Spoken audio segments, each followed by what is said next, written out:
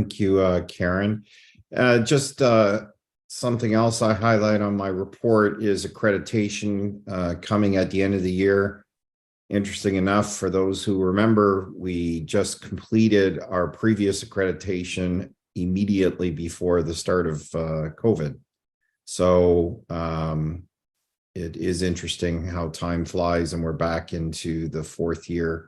And my report outlines all the work that's being done by the teams at Windsor Regional Hospital and the great work they've done to get us ready for that. I also highlight, of course, this past month, the provincial budget was announced. We are still waiting for what's called our transfer letter.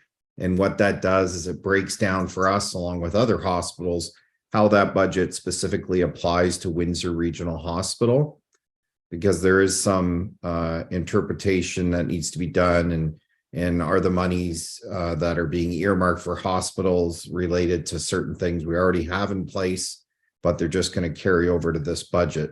So we are waiting for that. Usually that comes around June or July, and that's what we're being told this time is we'll see it.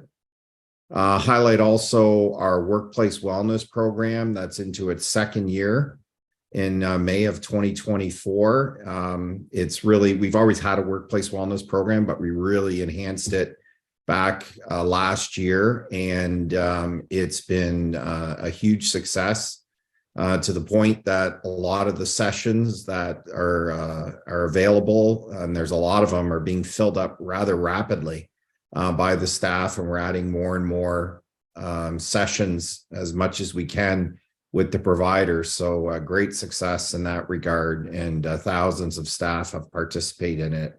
And it's again available to our all of our employees and professional staff, and also their immediate families. So it's been a great endeavor. Hats on for healthcare was a big success again.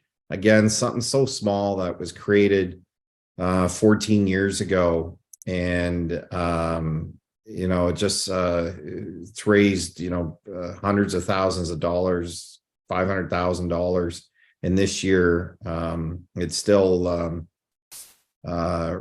continuing to raise money. It just completed. We'll have a count shortly with respect to the total of how much it raised, but a great success. The last thing I highlight in my report is our hospital project, and that is going very well. We should be submitting our stage 2, or what's now known as stage 1.3, to the government this month of April. And once that's submitted, we'll be working with the government on moving the project into the next stage. And the next stage is what's called detailed drawings, and those drawings are used to form the RFP documents, which will go out hopefully in 2025, and with a shovel in the ground for 2026. A considerable amount of work's been done in this regard by the various user groups that, again, include not only clinical and non-clinical staff, but patients and individuals from the community. They've had multiple sessions. We've had multiple town halls with the community, with our own staff, and updating on where things are at. And definitely a lot of excitement with respect to the project. And we're, forever dialoguing with those that are a little bit ahead of us, Ottawa and Trillium, on how they're doing, and they're doing well. But it's in today's environments, it's difficult. And I'm so glad we're in this part of the discussion with the government and the ministry on aiming towards RFP and shovel in the ground. So that's pretty exciting stuff. And once it's submitted, we'll officially announce that, and then we continue working on moving the project forward. So, Mr. Chair, on light of that, that's my report.